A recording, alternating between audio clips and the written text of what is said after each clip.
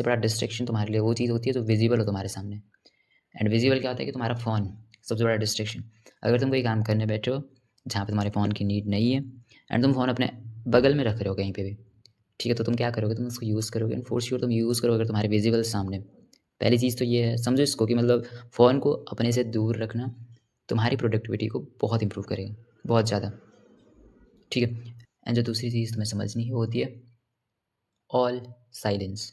All silence से मेरा क्या मतलब होता है, तुम्हारी फ़ोन की एक नोटिफिकेशन की जो साउंड होती है वो तुम्हें कंप्लीटली डिस्ट्रैक्ट कर सकती है, कंप्लीटली डिस्ट्रैक्ट, ठीक है। एंड वो नोटिफिकेशन किसी का भी हो सकता है तुम्हारी होप हो किसी से कि इसका मैसेज आएगा, हो सकता है कुछ भी हो सकता है। तो अगर तुम नोटिफिकेशंस ऑन रखते हो तो ये चीज़ तुम्हारे डिस्ट्रैक्शन का एक बहुत बड़ा रीज़न बन जाता है। काइंड ऑफ इसको फिर दिमाग में रखना कि ये चीज़ बिल्कुल ही अलाउ ना हो, डीएनडी, काइंड ऑफ डीएनडी तुम्हारा ऑन हो जब भी तुम काम कर रहे हो। एंड तीसरी चीज़, जब हम लगाते हैं ना फ्लाइट मोड फ़ोन पे, फ्लाइट मोड ही बोलते हैं मे बी, तो वो चीज़ काफ़ी सारी चीज़ें ब्लॉक करती है फिर।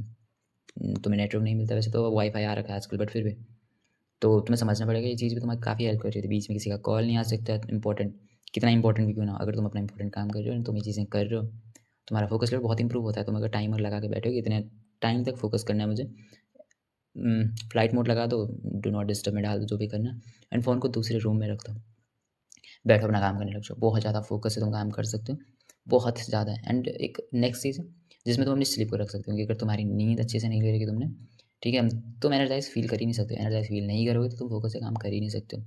That's it. सो ये चीज़ें करनी है एंड इम्प्रूव इट, तुम देखो कितना बेटर हो रहा है तुम्हारे लिए। That's it.